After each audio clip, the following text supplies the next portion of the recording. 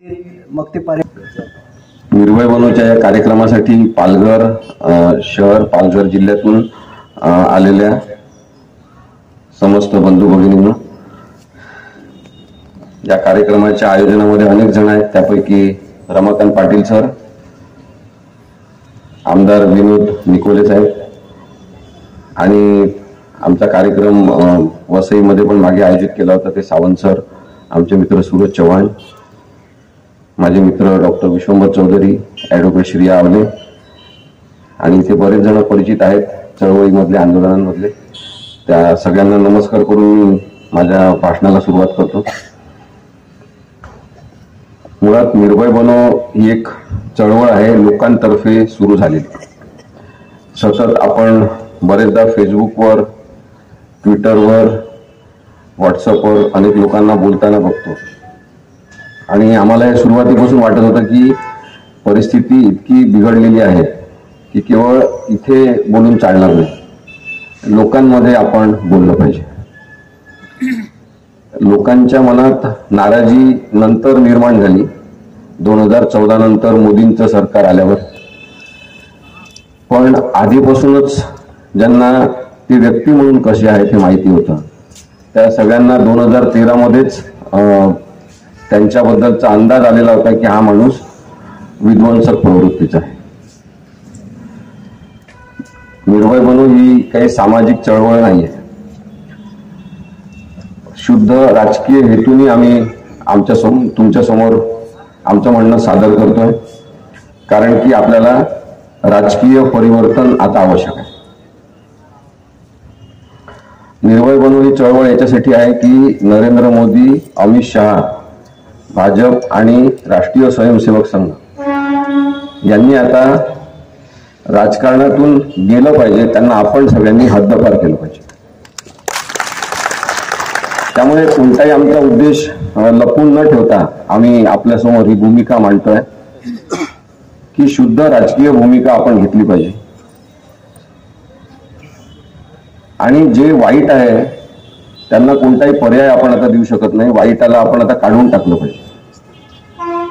कदाचित पुन्हा काही वाईट लोक येऊ शकतील, तर नवीन पक्ष आला, नवीन सरकार आलं, त्याच्यामध्ये काही वाईट प्रवृत्तीचे लोक असतील तर त्यांच्याबद्दल सुद्धा बोलत राहिलं पाहिजे. अशा नागरिकांची भारताला गरज आहे असं आमचं स्पष्ट मत. नरेंद्र मोदी आणि अमित शहा व्यक्ती म्हणून वाईटच आहेत, चुकीचे आहेत, हिंसा त्यांच्या नसानसात भरलेली आहे. पण आमचा नरेंद्र मोदी आणि अमित शहा किंवा त्यांचाच एक चेहरा असलेला देवेंद्र फडणवीस यांना आमचा विरोध नाही व्यक्ती म्हणून, त्या प्रवृत्तीला आमचा विरोध आहे. ही प्रवृत्ती चुकीची आहे.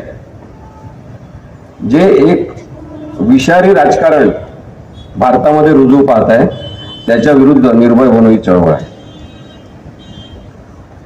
भीती आणि दडपशाही, पोलिसांचा गैरवापर आणि यंत्रणांचा गैरवापर हे यांच्या संपूर्ण राजकारणाचं सूत्र आहे आणि त्यामुळे भीतीमुक्त आवाज नसलाच पाहिजे अशा पद्धतीने यांनी जी दडपशाही सुरू केली त्याच्यामध्ये सुद्धा आम्ही सातत्याने बोलत राहिलो आणि मग आता वाटलं की आपण बाहेर आलं पाहिजे. सर्व जगामध्येच ऍक्च्युअली स्थित्यंतर अशा पद्धतीचं सुरू होतं, ज्याच्यामध्ये अमेरिकेमध्ये डोनाल्ड ट्रम्प निवडून आले. अमेरिकेचे लोक प्रगत आहेत तरी त्यांच्याकडून चूक झाली आणि त्यांची चूक त्यांच्या लक्षात आली की आपण चुकीच्या माणसाला निवडून दिलं. त्यांनी त्यांच्या टेन्युअर मध्येच हे ठरवलं की याचा कार्यकाळ संपल्याबरोबर या माणसाला घरी बसवायचं आणि डोनाल्ड ट्रम्पला त्यांनी हद्दपार केलं. आपण अजूनही विकसनशील देश आहोत, पूर्ण विकसित नाही. आपण अमेरिकन लोकांएवढे नागरी स्वातंत्र्याच्या बाबतीत पुढारलेले नाही. त्यामुळे आपल्याला दुप्पट कालावधी लागेल असं समजू, तर आता 2024 मध्ये आपल्याला सुधारायला पाहिजे.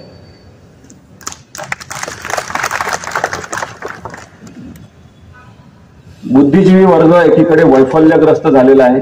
विचार करणारा माणूस सतत कारण की विचार करणाऱ्या माणसाच्या मध्ये जास्त भीती असते. तुम्ही एक लहान मूल बघा, लहान मूल कशाला घाबरत नाही, त्याच्यासमोर विषारी साप सोडा तो हात लावायला जातो, त्याच्यासमोर दिवा असेल तो हात लावायला जातो.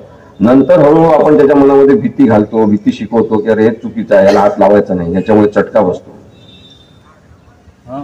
आज हे विषारी निवडुंग कॅक्टस राजकारणातले आपल्या अवतीभोवती आहेत, त्यांना हात लावला तर काटेरी आहेत, आपल्या दुखतात, बोचतात. पण लोकशाहीसाठी काही जखमा करून घेऊन सुद्धा आता नरेंद्र मोदी, अमित शहा आणि देवेंद्र फडणवीस यांचा कार्यकाळ आपल्याला संपवायचा.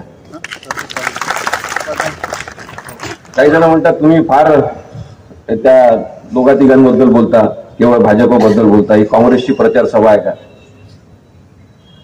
आपण स्वतःला, आणि मला पण मी स्वतःला प्रश्न विचारतो, आपण सगळ्यांनी प्रश्न विचारा की कोणी लोकशाहीबद्दल बोलत असेल तर तो काँग्रेसचा आहे असं तुम्हाला का वाटते?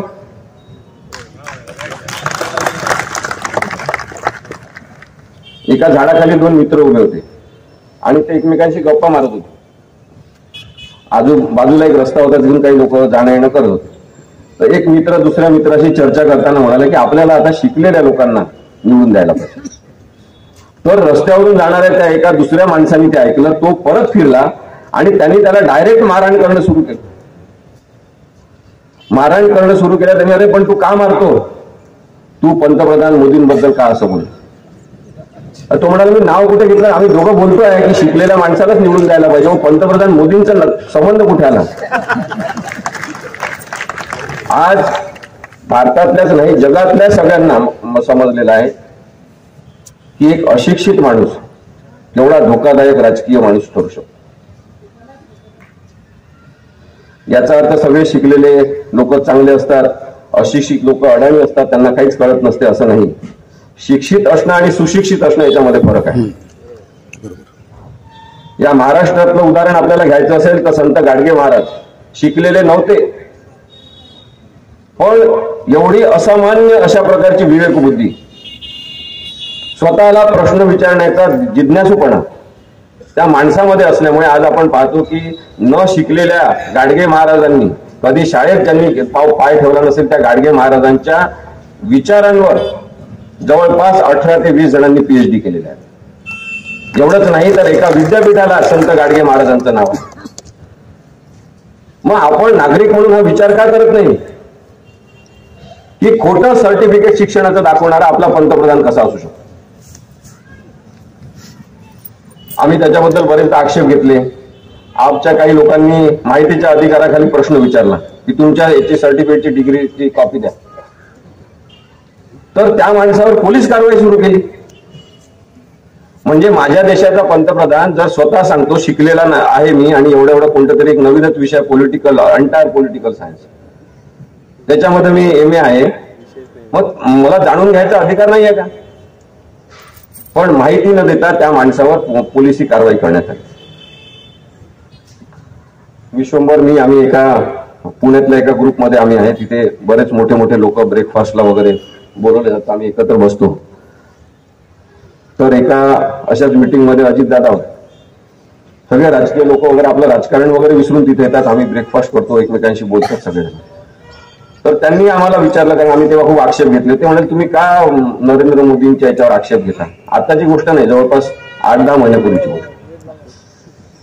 तुम्हाला माहित नाही का वकील असून, तुम्हाला माहित नाही का तुम्ही तज्ञ असून की शिक्षणाची काही अट नाही आहे पंतप्रधान होण्यासाठी, मग कशासाठी तुम्ही आक्षेप घेता? आम्ही त्यांना म्हटलं की शिक्षणाची अट नाही, आम्हाला माहिती आहे, बिना शिकलेला माणूस सुद्धा पंतप्रधान होऊ शकतो. आमचा प्रश्न एवढाच आहे की तुम्ही शिकलेले नसाल तर खोटं का सांगितलं, हा आमचा प्रश्न आहे. आणि अजितदादा त्यांची जी वकिली करत होते त्याचा रिझल्ट आता आपल्याला दिसला की ते आता त्यांच्या मांडीवर होतं.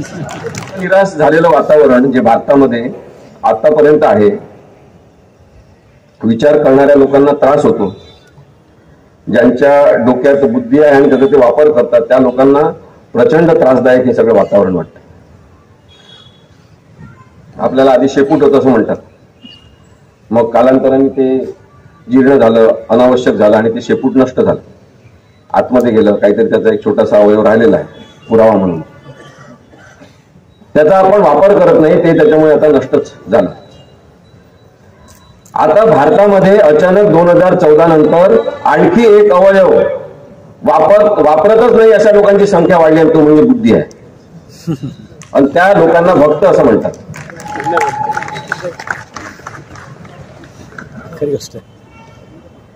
आता हा आग्रह त्याच्यामुळे निर्भय बनत आहे की तुमच्या बुद्धीचा वापर करा, नागरिक म्हणून विचार करा. तुम्ही कोणत्या तरी राजकीय पक्षाचे सदस्य असू शकता, तुम्ही जरूर राहा, तुम्हाला ते स्वातंत्र्य आहे, पण बुद्धी कुंठित करून घेऊ नका की तुम्ही काहीच विचार करू शकत नाही. कोणीही आपला नेता असेल त्याचं विश्लेषण आपण करू शकलो पाहिजे, त्यांच्या चुकांबद्दल आपण बोलू शकलो पाहिजे, त्या माणसाला सांगू शकलो पाहिजे जाऊन की तुमचं हे चुकलेलं आहे. त्या माणसामध्ये हा मोठेपणा पाहिजे की माझी चूक झालेली आहे, मी सुधारणा करतो असं म्हटलं पाहिजे. आपल्याला राजकीय नेते असे मिळाले नाही आहेत का? असे खूप राजकीय नेते या भारतामध्ये होऊन गेले आणि म्हणून आपल्याला राजकीय नेत्यांच्या दर्जाबद्दल प्रश्न आहे.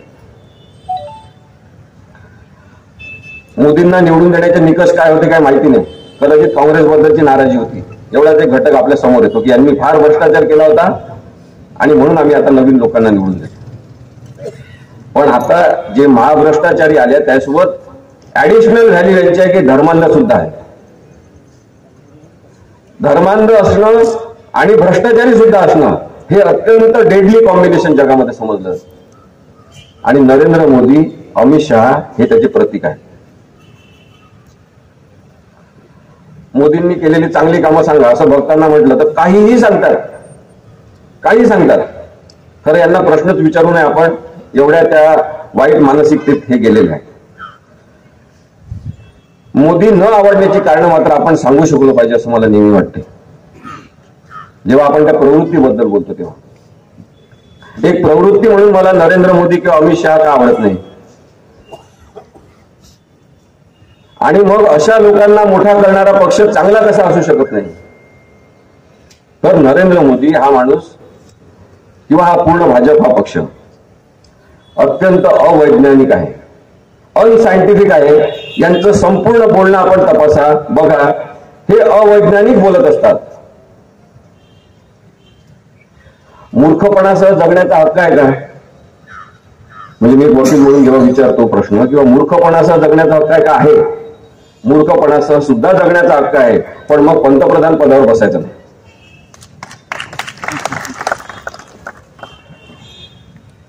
हे म्हणतात प्लास्टिक सर्जरी भारतामध्येच तयार झाली.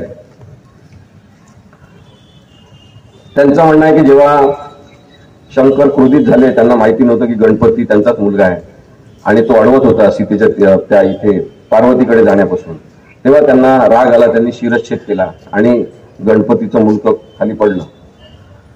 आणि मग जेव्हा त्यांना कळलं तेव्हा त्यांच्यावर पार्वतीने जबाबदारी टाकली, माझा मुलगा मला पाहिजे. आणि तेव्हा एका हत्तीचं मुंडकं तोडून आणून त्याला लावून जो गणपती आपल्या समोर प्रकट झालेला आहे तो प्लास्टिक सर्जरीतून आलेला आहे असं मी म्हणत नाही, आपण कोणी म्हणत नाही. तर देशाचे पंतप्रधान नरेंद्र मोदी कुठे सांगतात ते? राष्ट्रीय सायन्स काँग्रेसमध्ये.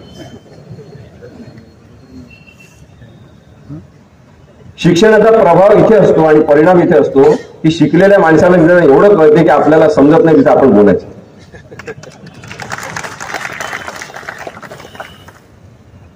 भारतातल्या शास्त्रज्ञांनी प्रश्न उपस्थित केले यांच्यासमोर किंवा ठीक आहे प्लास्टिक सर्जरी इथेच झाली, मग प्लास्टिक सर्जरी जर इथेच जन्म झालेली आहे तर तिथेच ते मुंडकं पडलं तेच लावायचं होतं, त्यासाठी हत्ती कशासाठी मारला? यांचा जो अवैज्ञानिकपणा आहे तो लहान मुलांच्या पेक्षा सुद्धा, नासमज असलेल्या लोकांच्या सुद्धा खूपच पुढे गेलेला आहे.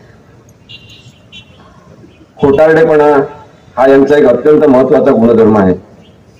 खरं पचनशक्तीचा आणि खोटं बोलण्याचा काही संबंध नाही, पण असं वाटते की यांना खोटं बोलल्याशिवाय पचतच नाही. वेगळं शरीरशास्त्र यांचं आहे. नरेंद्र मोदी हे दिवसातून 15 ते 20 वेळा खोटं बोलत असते. लहान लहान खोट्यापासून सुरुवात झाली असेल कदाचित, आणि आता ते प्रचंड मोठं जागतिक दर्जाचं खोटं बोलतात. लोक चक्रावून जातात. आपल्याला भारतातल्या लोकांना ते विचारतात परदेशामध्ये की तुमचा हा पंतप्रधान आहे, तेव्हा शर्मेनी मान खाली जाते. हो म्हणावं लागते आपल्याला, काय करणार आपण, आमच्या इथे लोकशाही व्हावं असे लोक निवडून येऊ शकतात. संख्याशास्त्र आहे, बहुसंख्येच्या आधारे असं होऊ शकतं. हे संख्याशास्त्र बदलण्याची जबाबदारी आपली नागरिकांची आहे. बहुसंख्याकांचा दबदबा, पैशाचा वापर करून राजकारण करणं हे कुठेतरी थांबलं पाहिजे, हे अत्यंत महत्वाचं आहे. यांनी सांगितलं की भ्रष्टाचारी लोकांबद्दल यांना फार राग आहे. त्यांचे तुम्ही सगळे इंटरव्ह्यू बघा आधीचे. यांनी सांगितलं न खाऊंगा न खाने दूंगा. लोकांना फार आकर्षित वाटतात त्यांच्या घोषणा. यांच्या घोषणा तयार करण्याचं काहीतरी मंत्रालय बहुतेक असेल.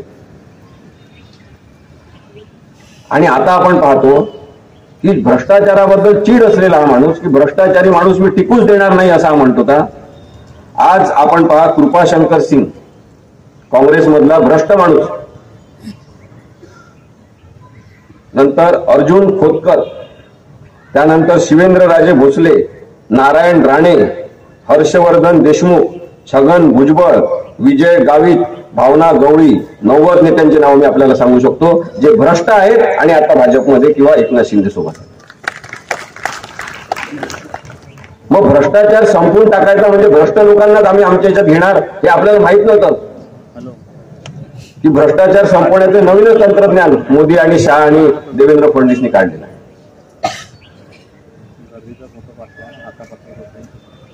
आधी व्यापारी लोक पाळणारे राजकीय नेते नव्हते का? होते.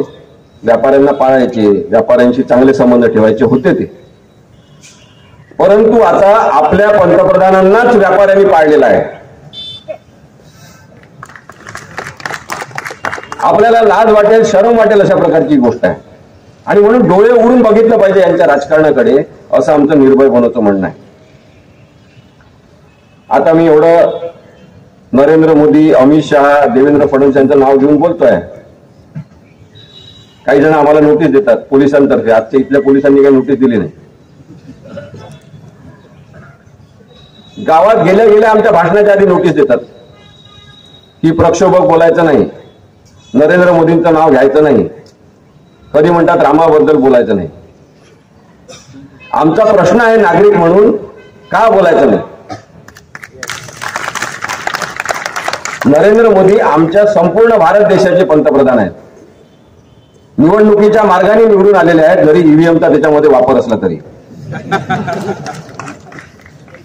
आणि ते जे काही करत असतील त्या प्रवृत्तीबद्दल बोलण्याचा नागरिक म्हणून आम्हाला पूर्ण हक्क आहे. म्हणून आम्ही पंतप्रधान नरेंद्र मोदींबद्दल बोलणार. आम्ही रामाबद्दल पण बोलणार, कारण की संपूर्ण भारत वर्षामध्ये असलेल्या प्रत्येक नागरिकाच्या मनामनात असलेला मर्यादा पुरुषोत्तम म्हणून जो प्रभू रामचंद्र आहे तो आमच्या सगळ्यांचा आहे. तुम्ही एक मंदिर बांधून रामाला विकत घेतलेलं नाहीये. राजकारणासाठी राम वापरत असाल तर तो राम तुमच्याजवळ ठेवा आणि नथुराम सुद्धा तुमच्याजवळ ठेवा. आमच्याजवळ राम आहे हे सांगणं आवश्यक आहे. याच्यामध्ये पंतप्रधान पदाचा अपमान होतो का? मुळीच होत नाही. पंतप्रधान पदाचा मुळीच अपमान होत नाही. देवेंद्र फडणवीस यांच्या उपमुख्यमंत्री पदाचा अपमान होत नाही. आम्ही त्यांच्या प्रवृत्तीबद्दल, त्यांच्या कार्यपद्धतीबद्दल आणि त्यांच्या संपूर्ण मंत्री असताना, त्यांच्या हातात अधिकार असताना त्यांनी ज्या पद्धतीने कामकाज चालवलेला त्याचं विश्लेषण आम्ही करतोय. आम्ही त्यांच्या विरुद्धच नाही. त्यांना जर एवढं वाईट वाटत असेल की आपल्याबद्दल बोलू नये तर त्यांनी आपल्या घरी बसावं. माझं इथे बसलेल्या सगळ्या नागरिकांना सांगणं आहे की तुम्ही सगळेजण नरेंद्र मोदी, अमित शहा, देवेंद्र फडणवीस या सगळ्या वाईट राजकीय प्रवृत्तींबद्दल मोकळेपणाने बोलणं सुरू करा. कोणी केस केली तर आम्ही चालू. प्रचंड मोठे मोठे घोटाळे केलेले आहेत.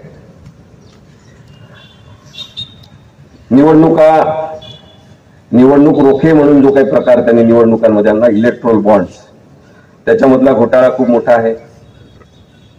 इलेक्ट्रोल बॉन्ड बद्दलचा डेटा, त्यातून रकमा काय आल्या तो आम्हाला तरी त्या बंद पाकिटातून असं सर्वोच्च न्यायालयाने सांगितलं. यांनी सर्वोच्च न्यायालयामध्ये सुद्धा तो डेटा सबमिट केला नाही.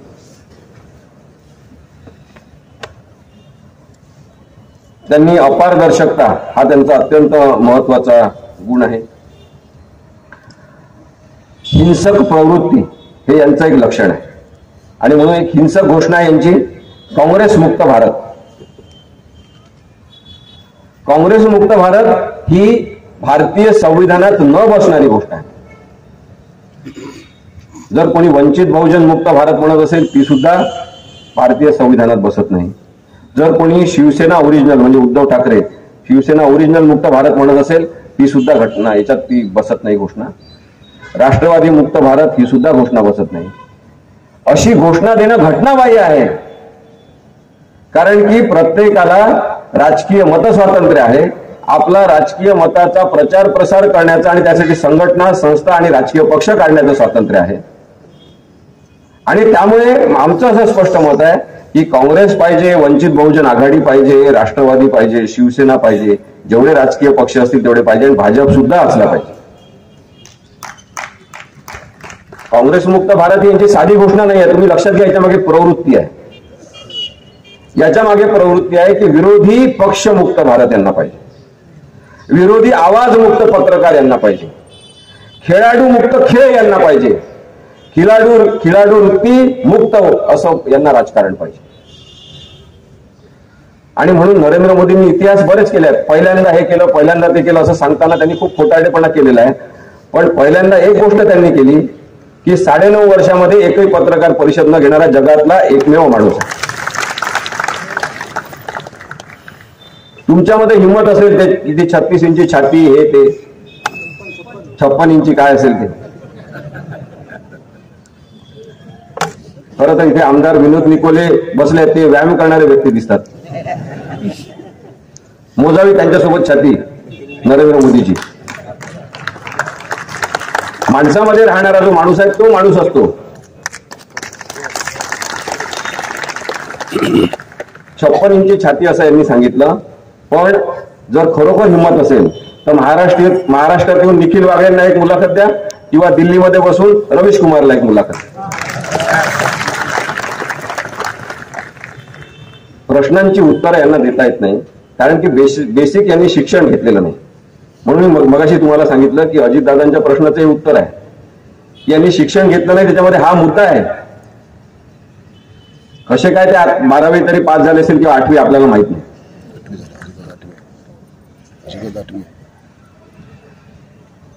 इतर छोटे राजकीय पक्ष यांच्याबद्दल एक अपमानाची भावना, कुत्सितपणाची भावना आणि तुच्छपणाची भावना घेऊन जगणारा जो राजकीय पक्ष असेल तो भारतामध्ये नसला पाहिजे. यांनी काँग्रेस मुक्त भारत केलेला नाही. यांनी मागच्या 9.5 वर्षामध्ये काँग्रेस युक्त भाजप केलेली आहे. आज सगळे भ्रष्टाचारी काँग्रेसमधलेच नाही, इतर पक्षातले सुद्धा आज भाजपच्या पोटात आहेत किंवा महाराष्ट्रामध्ये एकनाथ शिंदे सोबत आहेत. आपल्या इथले ते वानगा वगैरे ते पण गेले. आता वानगी दाखल सुद्धा हे होणार नाही तुम्हाला मी सांगतो.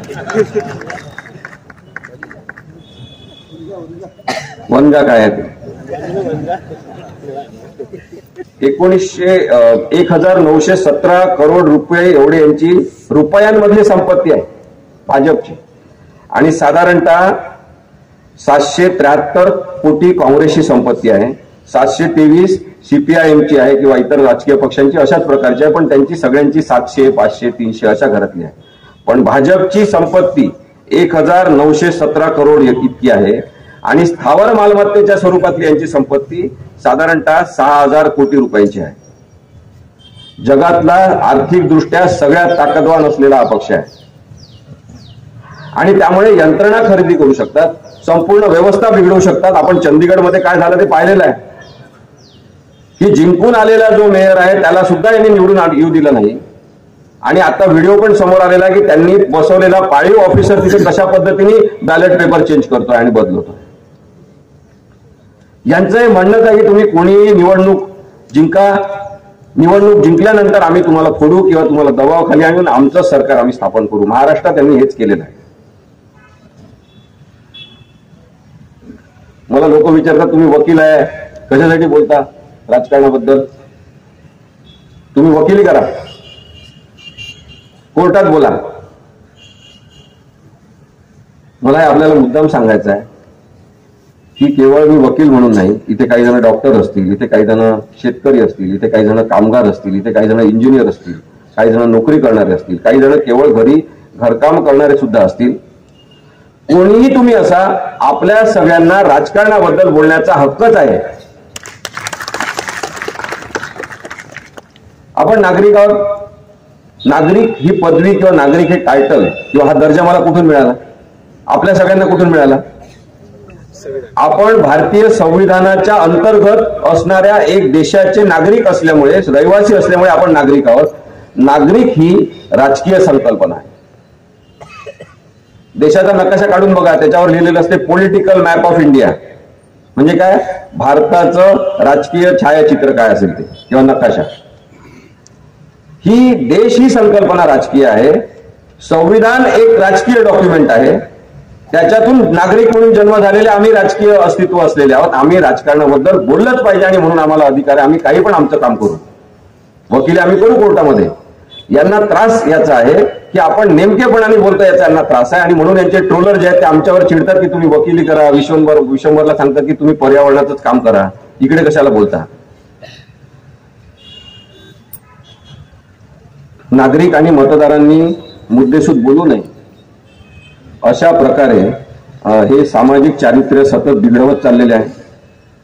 सामाजिक चारित्र्य बिघडवणारे अनेक लोक विषारी स्वरूपाचे छोटे छोटे यांनी तयार केलेले आहे.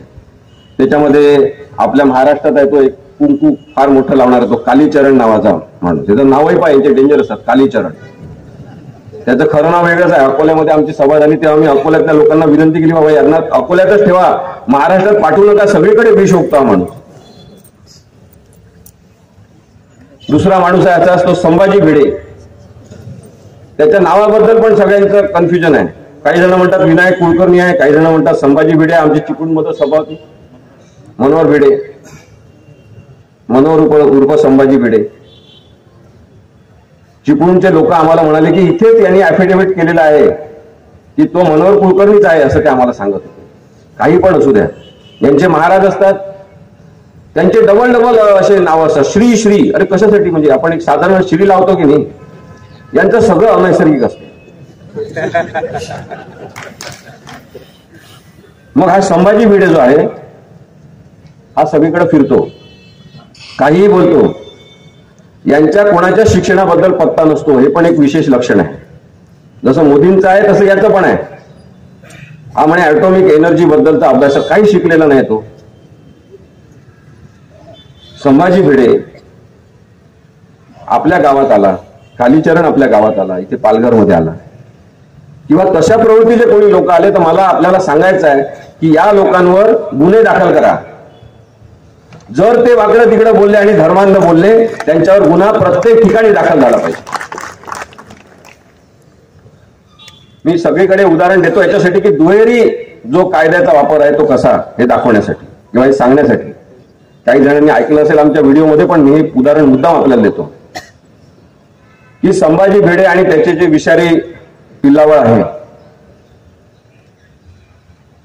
त्यांनी 15 ऑगस्टला, आता या 15 ऑगस्टला सांगलीमध्ये एक जुलूस काढला 15 ऑगस्टच्या दिवशी, आणि खूप मोठा भगवा झेंडा घेतला आणि त्या खांद्यावर ते झेंडा आणि त्यांच्या त्या घोषणा असतात सगळ्या, ते देत देत ते चालले होते.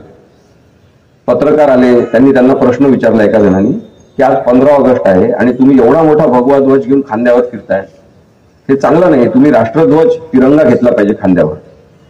तेव्हा त्यांनी सांगितलं की भगवा आमच्या खांद्यावर आहे, आमच्या मनात तिरंगा राष्ट्रीय ध्वजच आहे. पोलिसांनी कंप्लेंट करूनही पोलिसांकडे कोणी कारवाई अजून केली नाही, त्यांच्यावर गुन्हा दाखल केला नाही. आता समजा आपण थोडं उलट चित्र पाहू की काही मुस्लिम बांधव असतील, त्यांनी मोठा हिरवा झेंडा घेतला 20 जानेवारीला. त्यांना अडवलं काही जणांनी, त्यांना विचारलं रे हिरवा झेंडा घेऊन कसं काय फिरतात, तिरंगा राष्ट्रध्वज असला पाहिजे तुमच्या खांद्यावर. आणि त्यांनी जर उत्तर दिलं की हिरवा ध्वज आमच्या खांद्यावर आहे, राष्ट्रध्वज आमच्या मनात आहे, आपल्याला चालेल का? आपल्याला चालेल का? इथल्या हिंदुत्ववादी लोकांना चालेल का? पोलिसांना चालेल का? त्यांच्याकडे तर एक तक्रार दिली त्यांच्यावर 10 गुन्हे लगेच दाखल करतील. आमचं निर्भय बनवतर्फे एवढंच म्हणणं आहे, जे कोणी बेकायदेशीर वागतील त्यांच्यावर गुन्हे दाखल झाले पाहिजे. कायदा एकासाठी दुसरा आणि दुसऱ्यासाठी दुसरा, एका देशामध्ये 2 कायदे असू शकत नाही. या प्रकारे आपण विचार केला तर अनेक गोष्टींच्या बाबतीत हे सातत्याने आपल्याशी खोटं बोलत आलेले आहे. आता काही दिवसांनी ते वाघनखं आणणार आहेत त्या अल्बर्ट व्हिक्टोरिया म्युझियम मधून. मी तिथे लंडनला होतो, त्या स्वतः त्या रॅक समोर उभं राहून मी व्हिडिओ केलेला आहे. तुम्ही काही जणांनी बघितला नसेल तर बघा जरूर. यांनी सांगितलं हे वाघनखं शिवाजी महाराजांनी वापरले. मग पुढे आलं की छत्रपती शिवाजी महाराजांनी ते वाघनखं वापरलेच नाही. अल्बर्ट व्हिक्टोरिया म्युझियम वाल्यांनी सांगितलं की ते छत्रपती शिवाजी महाराजांचे वाघनखं नाही आहेत. तरी यांनी तिथून ते भाड्याने घेतलेले आहेत, त्यांनी करार केलेला आहे. मी तिथे गेलो होतो तेव्हा वाघनखं ते तिथे स्टँडवर ठेवतात, तिथे रिकामी जागा आहे. मग मी त्या अल्बर्ट व्हिक्टोरिया म्युझियमच्या लोकांना विचारलं की मला तुम्ही अशी काही माहिती देऊ शकता का, त्या कॉन्ट्रॅक्टची कॉपी देऊ शकता का. त्यांनी सांगितलं नाही, आम्ही देऊ शकत नाही. सध्या त्यांनी अजूनही नखं आणलेले नाहीत, जे काही कोणाचे असतील ते छत्रपती शिवाजी महाराजांचे मुळीच नाही. सगळ्यांना सांगा, कारण की निवडणुकीच्या वेळेस ते रथ काढणार आहे काहीतरी यात्रा नखं ठेवून.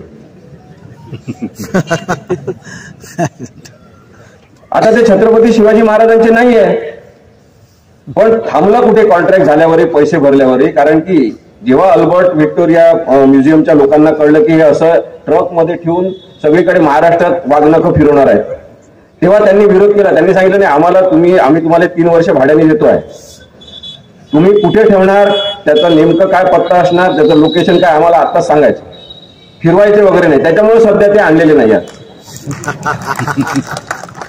मी जेव्हा तिथून व्हिडिओ केला की सामान्यातल्या सामान्य भारतीय माणसाचा काय फायदा, ते वाघनखं नाही आणले समजा, ते तर एक तर शिवाजी छत्रपतींचे नाही आहेत, पण आणि ते नाही आणले तर काय फायदा आहे, म्हणजे काय आपल्याला तोटा काय आहे, काहीही तोटा नाही. आणले तर सामान्यातल्या सामान्य माणसाच्या जीवनामध्ये काय फरक पडणार आहे, काहीही फरक पडणार नाही. स्त्रियांवर होणारे अत्याचार कमी होणार आहेत का वाघनखं इथं आणल्यामुळे? मुळीच होणार नाही. गरिबी दूर होणार का? होणार नाही. बेरोजगारी दूर होणार का? होणार नाही. या प्रश्नांवर बोलत नाही आणि भावनांचं राजकारण हे केवळ करतात, म्हणून आमचा यांना विरोध आहे.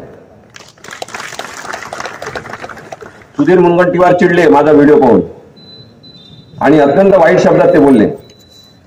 संघाशी संबंधित असलेले लोक, भारतीय जनता पार्टीशी संबंधित असलेले लोक यांचं एक अत्यंत महत्वाचं लक्षण आहे की तुम्ही मुद्देसूद बोलले की ते चिडतात आणि ते अत्यंत वाईट बोलतात.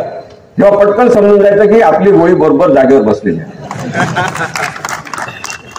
यांना उत्तर देण्याच्या भानगडीत पडण्यास काही आपल्याला स्वारस्य नाही आणि ते चिकित्सा आणि विश्लेषणाला त्यांचा नकार असल्यामुळे स्वतःच्या बुद्धिमत्तेला ते कधीच तपासून पाहू शकत नाही. देवेंद्र फडणवीस यांच्या कृपाने महाराष्ट्राला एक चांगला नेता मिळाला असं सुरुवातीला वाटत होतं. अभ्यासू आहे, खूप अभ्यास वगैरे करतात असं वाटत होतं. सगळ्यांच्या अपेक्षा जसं मोदींमुळे वाढल्या होत्या तसं यांच्यामुळे पण वाढल्या होत्या. पण आता लक्षात आलेलं आहे की हे अत्यंत कर्कश बोलणारे, सतत आरडाओरडा करणारे, त्या काय कारच्या रेसमध्ये जे वाहनं चालतात ना, व्हिंग बाईंग व्हिंग अशा टाईप बोलणारे, कानाला त्रास होईल आणि बघताना आपल्या डोळ्यांना त्रास होईल अशा प्रकारचे नेते, ज्यांनी महाराष्ट्राच्या राजकारणाला भ्रष्टाचाराची, दबावाची आणि पोलिसी गैरवापराची कीड लावलेली आहे, ते देवेंद्र फडणवीस आहे. आणि त्यामुळे सुद्धा यांना आपल्याला हरवणं आवश्यक आहे. भारतीय मतदार काही कुणाला पाडायचं असा काही विचार करत नाही, कुणाला निवडून द्यायचं असा विचार करत नाही. पण आता आपल्याला कुणाला पाडायचं हे नक्की ठरवावं लागेल. निवडून येणारा हा चांगला नसेल तरी पण आपल्याला बदल घडवून आणावा लागेल. कारण की लोकशाहीमध्ये महत्वाचं आहे की परिवर्तन होत राहिलं पाहिजे. आज एक राजकीय पक्ष आहे, उद्या दुसरा राजकीय पक्ष येईल, ते चुका करणारे असतील त्यांना सुद्धा धडा शिकवू आपण. पण यांच्यापेक्षा वाईट आतापर्यंत भारतीय इतिहासात कोणी राजकारण बघितलं नसल्यामुळे यांना आपल्याला हाकलावं. द्वेष वाढवून देश टिकणार नाही हे यांना कळत कसं नाही असं आपल्याला चिंता वाटते. स्वतः द्वेषावर आधारित राजकारण, हिंदू मुसलमानांमध्ये भांडण लावून, रामाचं मंदिर झालं इथे कोणाला काही वाईट वाटण्याचं कारण नाही. रामाचं मंदिर झालंय चांगली गोष्ट आहे. पण रामाचा व्यापार यांनी सुरू केला, रामाचं राजकारण यांनी सुरू केलं, याच्याबद्दल पण वाईट वाटणारे लोक नसतील तर मग भारतीय म्हणून आपण किंवा भारत देश म्हणून आपण उभं कसं राहणार हा प्रश्न आहे. देवाच्या नावाने राजकारण करणाऱ्यांना आपण विरोध केला पाहिजे असं मला स्पष्टपणे वाटतं. प्रशांत किशोर यांनी सांगितलं तसं यांना हरवणं काही सोपं नाही, म्हणजे एवढं सोपं नाही यांना हरवणं. हे आपण लक्षात घेतलं पाहिजे. त्यांनी जे सांगितलं की यांचे 3-4 महत्वाच्या गोष्टी आहेत ज्याच्यावर आपल्याला प्रहार करावा लागतील. त्याच्यामध्ये एक आहे की यांचा आयडिओलॉजिकल बेस हिंदुत्व आहे. हिंदुत्व जेव्हा ते आपण म्हणतो किंवा हिंदुत्वाबद्दल तेव्हा ते बोलतात तेव्हा आपण हे लक्षात घेतलं पाहिजे की हिंदुत्व वेगळं आणि हिंदू असणं वेगळं आहे.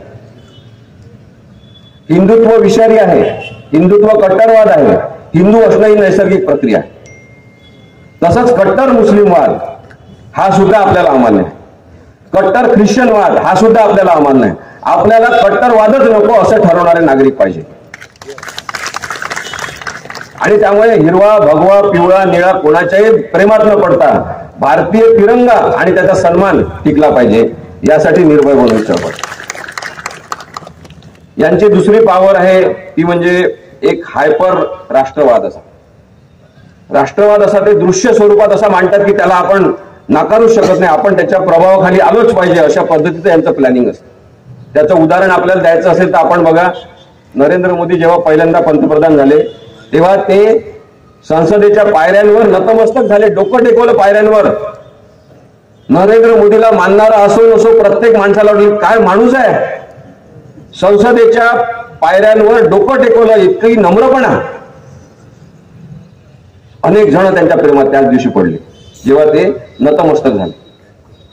पण नंतर जेव्हा आम्ही इतिहास तपासून पाहिला तेव्हा कळलं की नमस्कार करायचा आणि हत्या करायची ही यांची संस्कृती आहे. नथुराम गोडसे सुद्धा गांधीच्या पाया पडला आणि गांधीच्या शरीरामध्ये गोळ्या टाकल्या.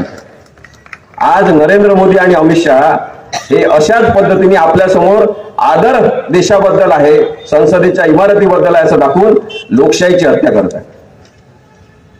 आणि म्हणून आपण तो हायपर राष्ट्रवाद जो आहे त्याच्याबद्दल अत्यंत सजगपणे विचार केला पाहिजे. अपना देश अपनी मिट्टी असा त्यांचा कार्यक्रम आहे. आपण पाहिलाय भारतीय लोकांनी आता की मोकळं एक भांडं त्यांच्या हातात आहे कलश सारखं, त्यातून ते असं काहीतरी माती टाकल्यासारखं आपण पाहिलेलं आहे. पाहिलं की नाही तुम्ही?